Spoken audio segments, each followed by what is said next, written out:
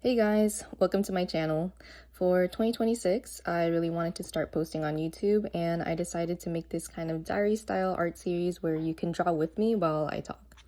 Today I'm working on the final chapter of my webtoon series, Rogue Stagger, and I'm just going to line one panel to keep it short. But today I wanted to talk about some of the things I've learned from creating webtoons for over the past 6 years now. First is to set goals before you start. You want to make sure that you give your work a purpose and direction.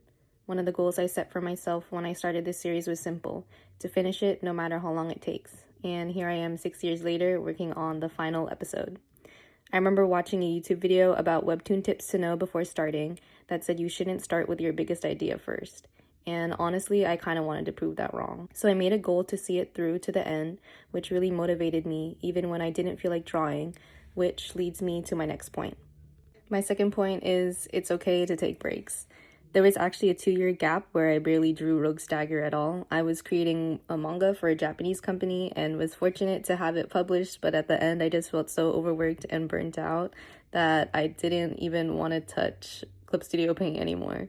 I was honestly scared to come back to drawing because I was gone for so long, but something that helped me get back into drawing was drawing for fun again. You don't have to draw for hours every day. Quick sketches, doodles, or even a short study can be enough. I find that when I start thinking about art as content, the joy of creating disappears and I feel like a machine.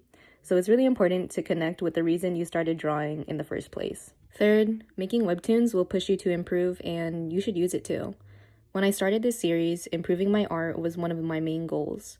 I really wanted to start a webtoon to discipline me to draw more and improve my skills, to force me to draw things that I wouldn't normally draw. Things like anatomy, perspective, storytelling, and pacing.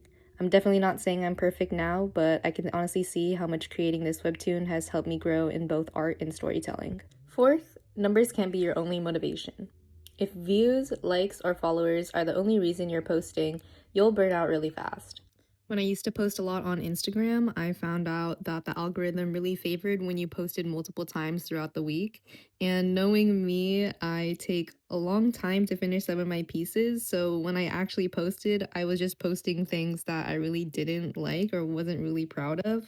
So it really burnt me out to think that I had to be constantly drawing and constantly drawing, and it was just to see the numbers go up. But at the end of the day, it's not about that. It's about creating your own work that you are proud of yourself. Fifth, post your work, even if it feels cringe or no one cares. Seriously, just post it.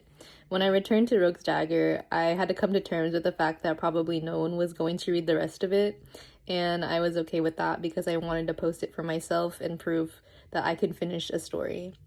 It doesn't matter if no one sees it at first. Maybe no one will even watch this video, but just make sure that you're creating for yourself. Nothing will ever be perfect, but your work will get better and better over time. Most important thing is to just start. And lastly, dream big.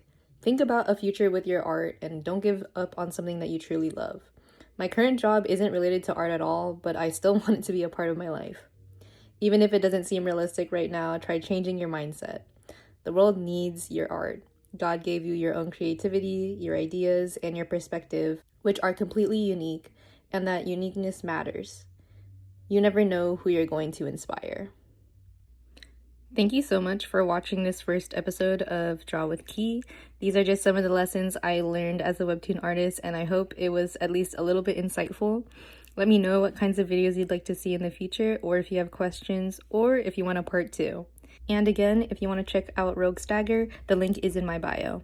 Bye bye!